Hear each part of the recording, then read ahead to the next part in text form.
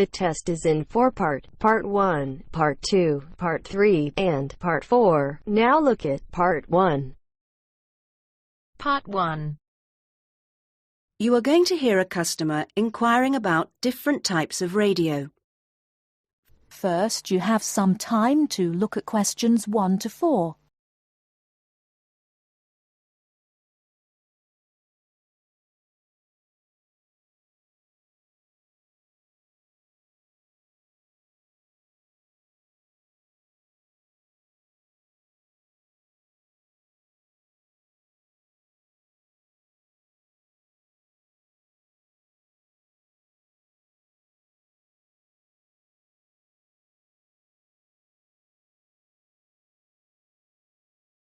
You should answer the questions as you listen, because you will not hear the recording a second time.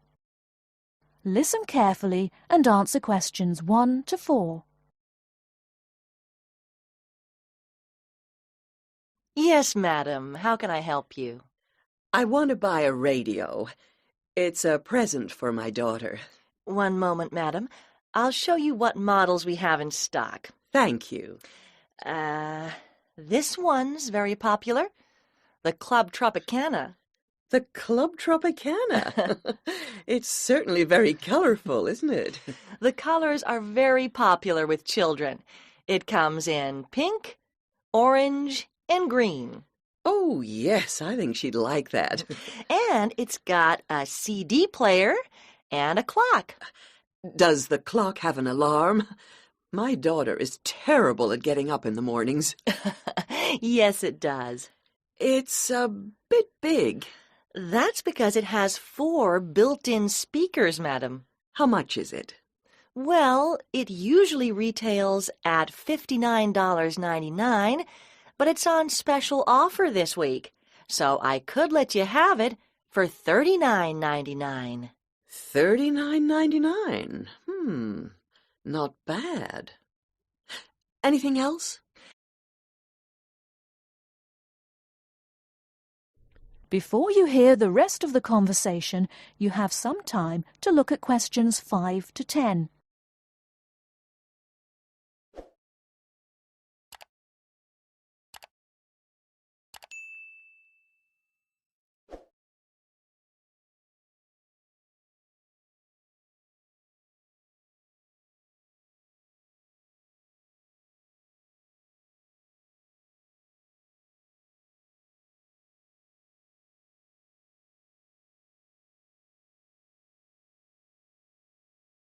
Now listen and answer questions 5 to 10. There certainly is. Introducing our top-of-the-range model, the Night Owl. Available only in black, but packed with extra features. Such as?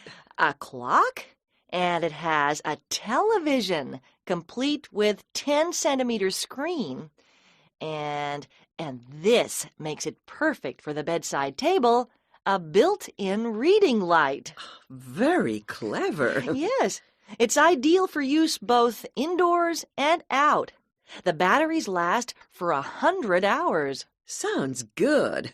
Who's it made by? Parker, madam. They're a British company. Very good quality. Parker?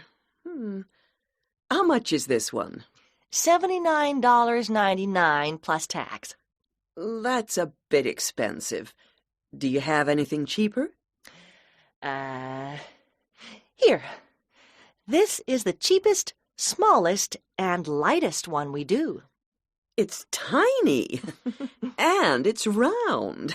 That's really unusual. Yep. It's called the Olympic.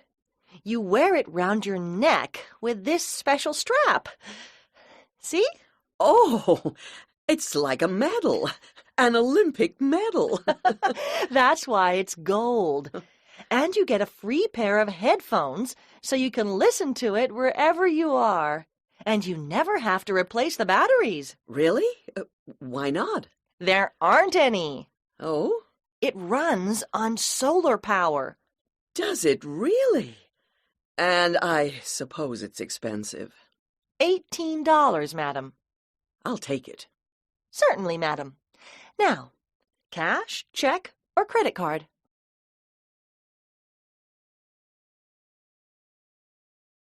That is the end of part 1.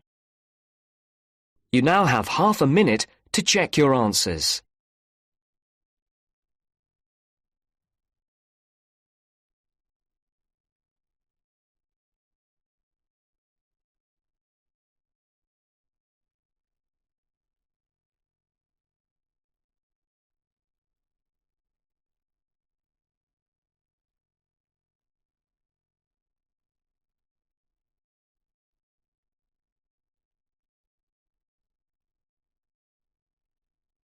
Now turns to part 2.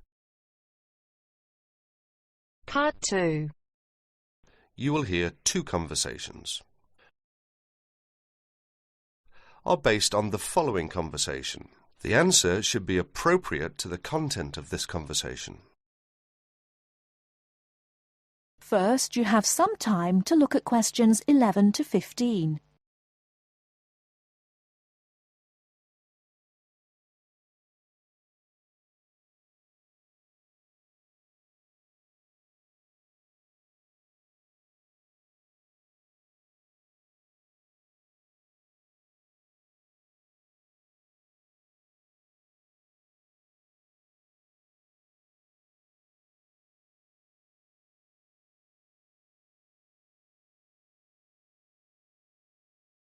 Now, listen carefully and answer questions 11 to 15.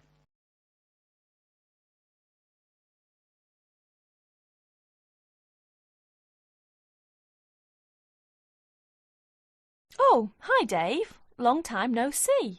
Hi, Maria. I just settled down. I thought I'd drop by. Come on in, take a seat. Would you like anything to drink? I have Sprite and orange juice. Sprite would be fine. Oh, so, how have you been? Oh, not bad. And you?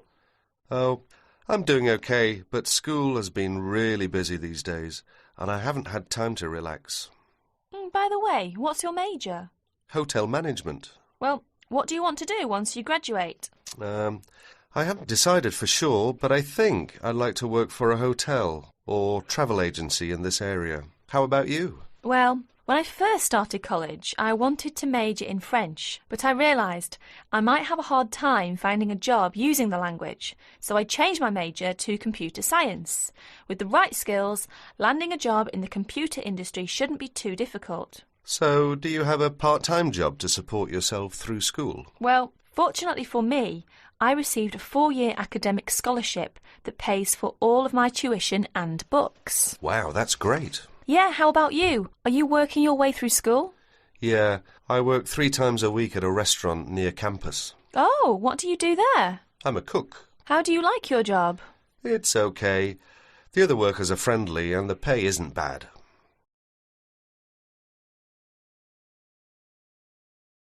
Before you hear the rest of the talk, you have some time to look at questions 16 to 20.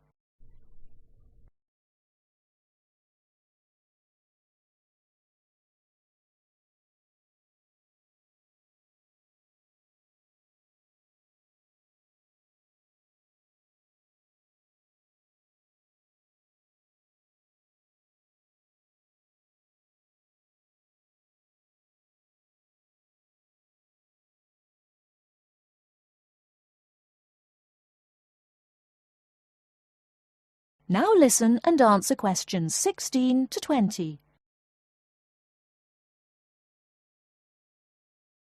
Several days later, Dave and Maria met on campus.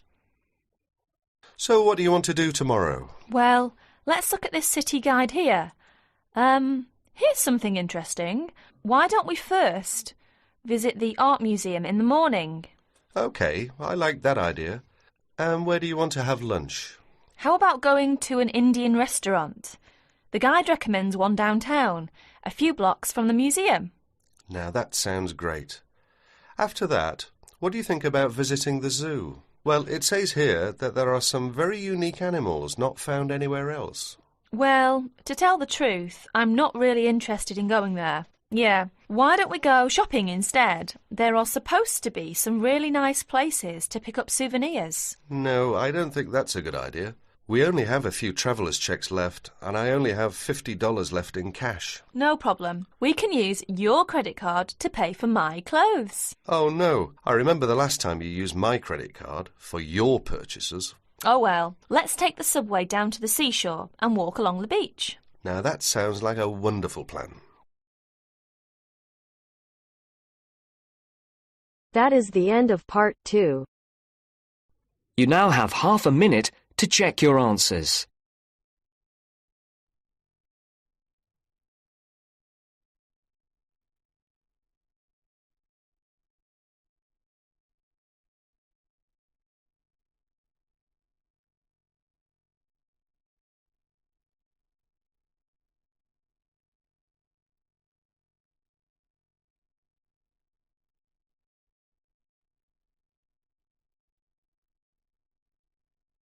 Now turns to part 3. Part 3. You'll hear a tutor and a student talking about the history of the scientific method. First, you have some time to look at questions 21 to 25.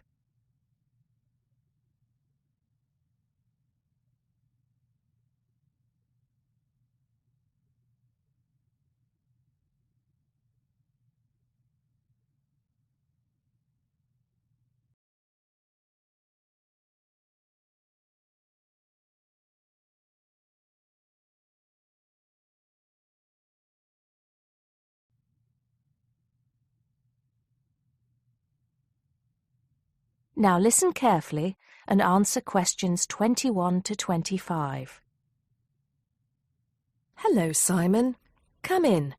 Take a seat. Now, I wanted to talk to you about your assignment. Yes, the one on the scientific method. That's right. I just wanted to see how you were getting on. Well, I think it's fine. I mean, I haven't done a huge amount of work on it because I've been working on other things. But what I've read so far seems fine. How many of the references that I gave you have you managed to get hold of? Not too many, I'm afraid. It seems that everyone else is working on the same things at the same time. And every time I look, the books are checked out from the library. Right. Well, I think that we can go over the main ground together now. That way, even if you don't manage to go through all the references in detail, you'll still have an overview. What has helped you most so far? I've managed to have a look at 3 of them. I thought that Johnson made some good points, but it was hard to follow the line of her argument.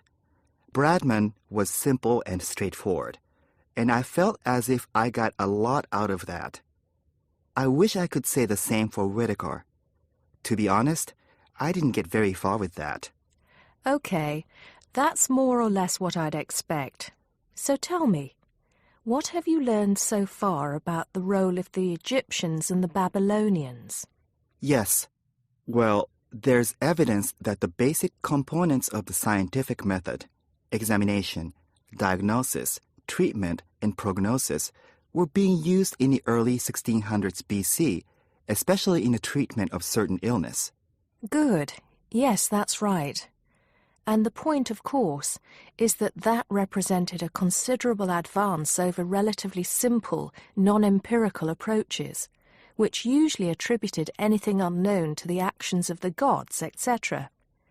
Of course, the Egyptians and Babylonians did this as well, but what we see emerging here is a willingness to base opinion on systematic study of the real world, which is at the root of the scientific method. I see. Right, yes. And then that reappears later. Yes, although don't get carried away with the idea that it was a simple process of development. By the time we get to ancient Greece, let's take the period towards the middle of the 5th century BC, the rules governing the scientific method were practiced on a widespread scale, but there were still many people who believed that real truth could only be acquired by pure rational thought. Plato, of course, had a great influence on the development of the scientific method during this period. Through his academy. That's right. But then, as we know, a great deal of understanding of the scientific method disappeared as the old world order collapsed. It wasn't until the Middle Ages, sometime before the 11th century, that several versions of the scientific method emerged from the medieval Muslim world, all of which stressed the importance of experimentation in science. Right. I think I've got the historical timeline. Before you hear the rest of the conversation, you have some time to look at questions 26 to 30.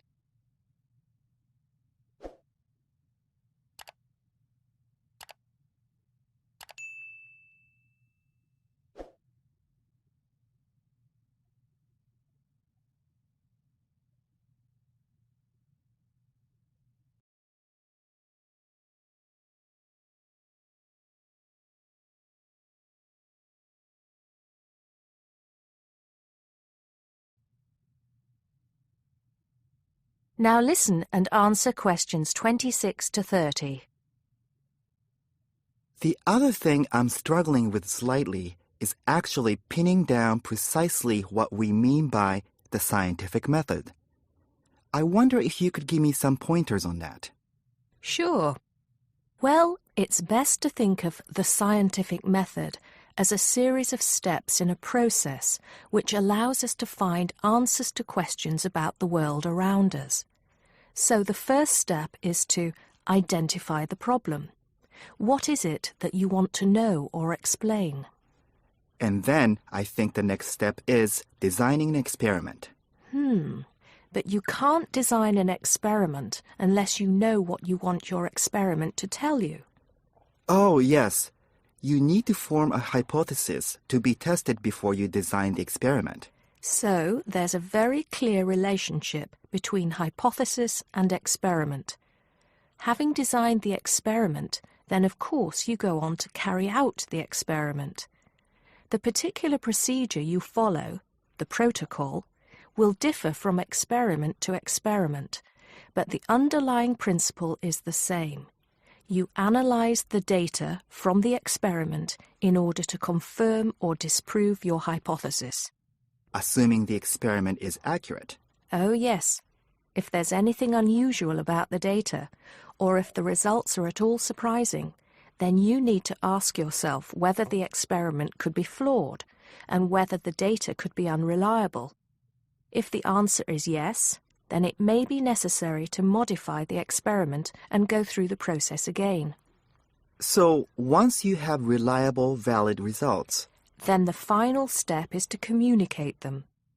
The wider scientific community needs to know about the results, and publication in journals is the accepted way. Okay, I think I've got the basics. It's going to get more complicated as we begin to look at some people who have criticized the scientific method. So you need to make sure that you understand things up to this point. Let me know if you have any further problems with it. That is the end of part 3.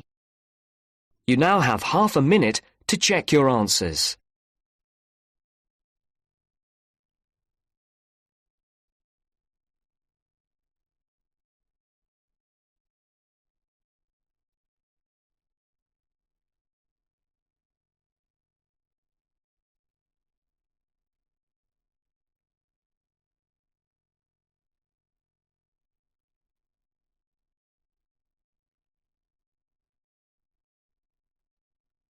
Now turns to part 4.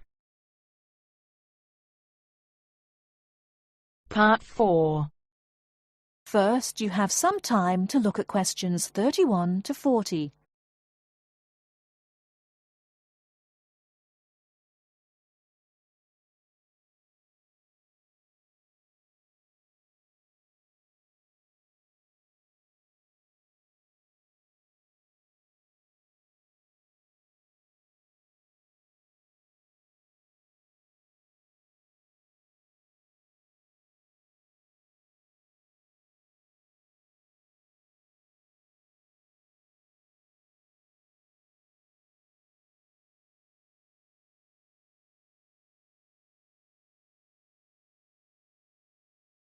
Now listen carefully and answer questions 31 to 40. Hello and welcome. My name's Carolyn Tan. Just as there are a great number of different courses and places to study here, the teaching methods used and the skills you need will vary, depending on the subject you study and the college or university you attend. All courses vary, but most include some of the teaching methods I'm going to talk about today. Generally speaking, in some subjects, you will have timetabled classes for most of the week. In others, you may only have a few hours timetabled and will be expected to work independently for a substantial amount of time. Working independently is crucial at university. I'm going to go over the three main types of teaching method you will have here. These are lectures, seminars, and tutorials. There are other methods that you will come across, like workshops, group work, and practical work, but I'll describe the three main types for now. I'll briefly describe what they are and try to give you some helpful advice in dealing with them. Let's start by looking at lectures. These are large classes, usually lasting around 1 hour, where a lecturer or tutor talks about a subject and the students take notes. On some courses, there can be over 100 students in a lecture. Unfortunately, there is usually little or no opportunity to ask questions during the lecture. Lectures are usually intended to do three things. Firstly, to guide you through the course by explaining the main points of a topic. Secondly, to introduce new topics for further study or debate. And thirdly, to give you the most up-to-date information that may not be included in textbooks. So as you can see, it's essential to go to lectures. Of course, you need to take notes in lectures. Remember, you don't need to write down everything the lecturer says. Try to concentrate on the main points and important details.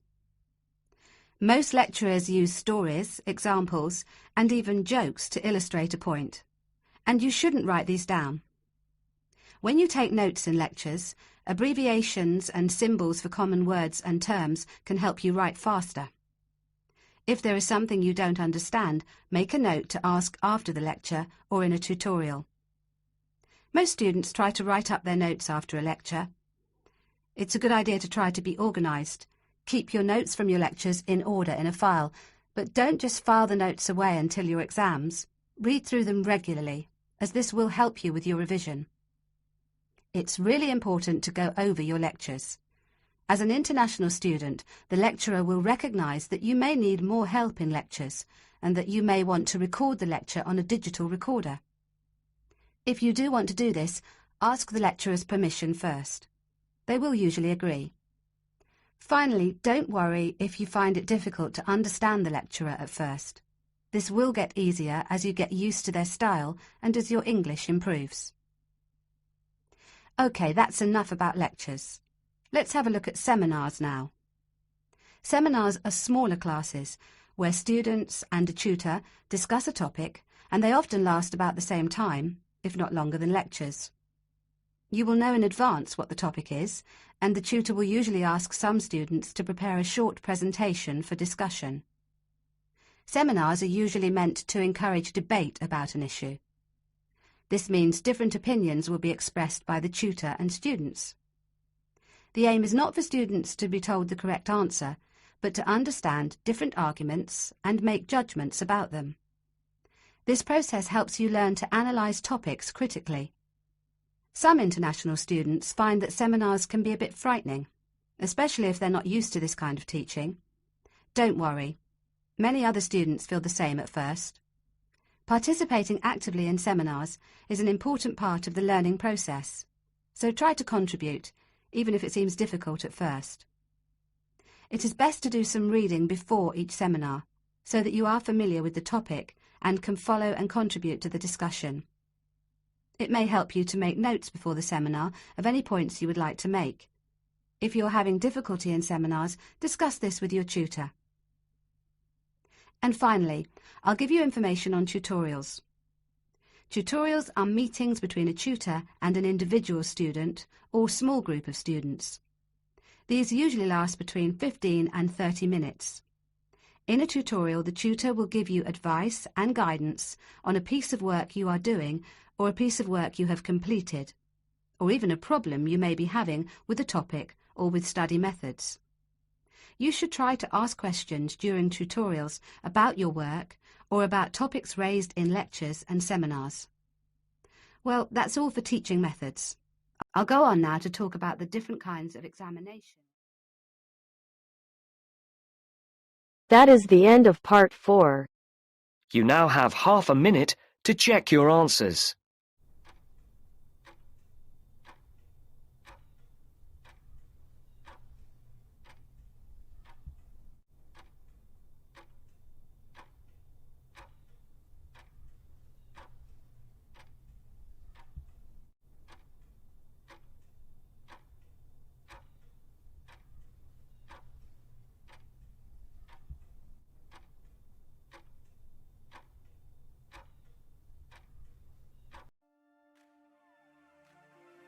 That is the end of the listening test. In the IELTS test, you will now have 10 minutes to transfer your answers to the answer sheet.